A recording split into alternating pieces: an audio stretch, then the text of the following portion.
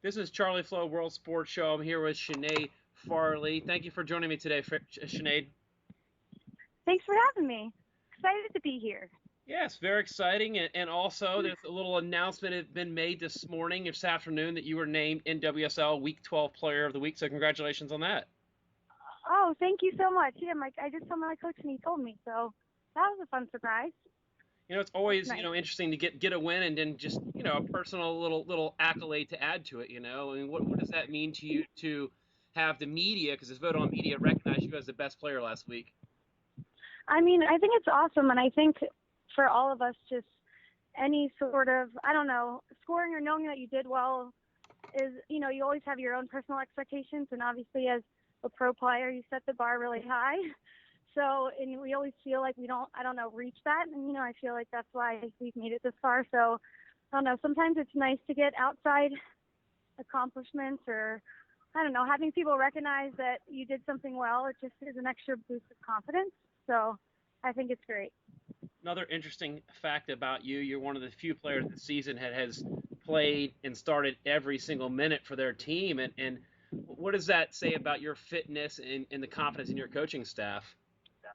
I mean, I think it says a lot. I know there are a couple players on this team that are in the same position. I think this year is important as well because of the players that have gone for the World Cup and, have been gone for a couple weeks and aren't back yet. We'll be back soon. And we're lucky that we've had kind of like, I don't know, a core group of players that have been able to,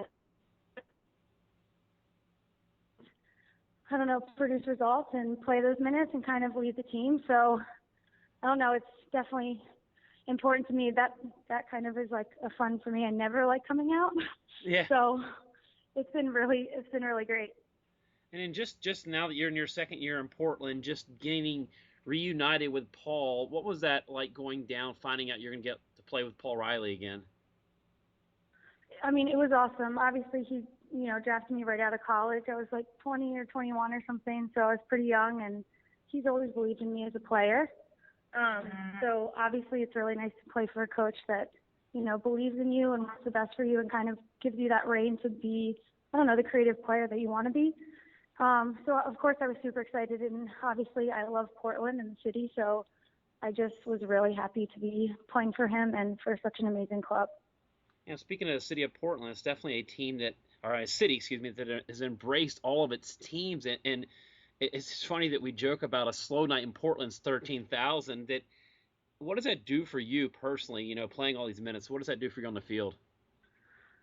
It's amazing. I mean, obviously, like you can't not show up for a game. Like you're motivated. We come out there and we do the national anthem and the crowd screaming and the atmosphere is just. I mean, it's the best in the world for women's club and I don't know, you get the goosebumps, right before you're about to play and I mean, that's every player's dream to play in that kind of crowd and I get to have that every single home game, it's pretty unbelievable. I've heard you guys, not that you get treated like with a red carpet, but there's sightings, that you feel probably a place in Portland you go and people recognize you. Yeah, it's kind of insane. Like, I mean, little girls or people, just going around to coffee shops or every day, like, oh, that want to come up and get a picture, autograph. It's kind of like surreal. It's like Portland's like its own little like soccer community that's just like I don't know. It's insane. It's the coolest thing ever. I love it. Looking a little forward, you're coming to back to the East Coast this week. You'll be playing Sky Blue this Saturday, so it's about an hour and change from your hometown area of Havertown/Philadelphia. What is that experience like? Just getting to come back to the East Coast and seeing family. I love obviously coming back to the East Coast, and it's so close to home. So a lot of my friends and my family are going to the game. So I love playing for them and in front of them. And I don't know, there's something about like every time a bunch of us that are from the East Coast and we fly back to the East Coast, like there's something in the air, like even just like the gross like humidity, we're like, oh, we miss this, It's like something that like homey feeling and I don't know, just being along the roads, like there really is such a change, I think, from being out here on the West Coast. And I don't know, it just reminds me of like club days or childhood and stuff. And I don't know, it's really cool. I love it. And there's a little neat photo that surfaced out. You'll get to see your buddy Rachel Breton, so that's a neat part. You get to reunite with players you don't get to see regularly.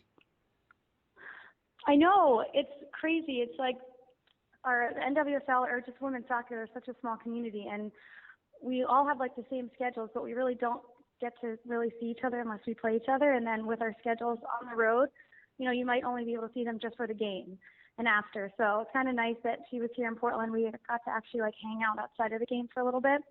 But after I saw after the game, they were just like, well, I'll see you in a week. So it's nice that it's 2 weeks in a row and to catch up with, old friends and stuff. Well, I know you have a very busy schedule, Sinead, but I want to thank you for taking a few minutes out to speak to the World Sports Show today. Yeah, thanks so much for having me. It's been wonderful. All right, we'll see you on Saturday. Okay, cool.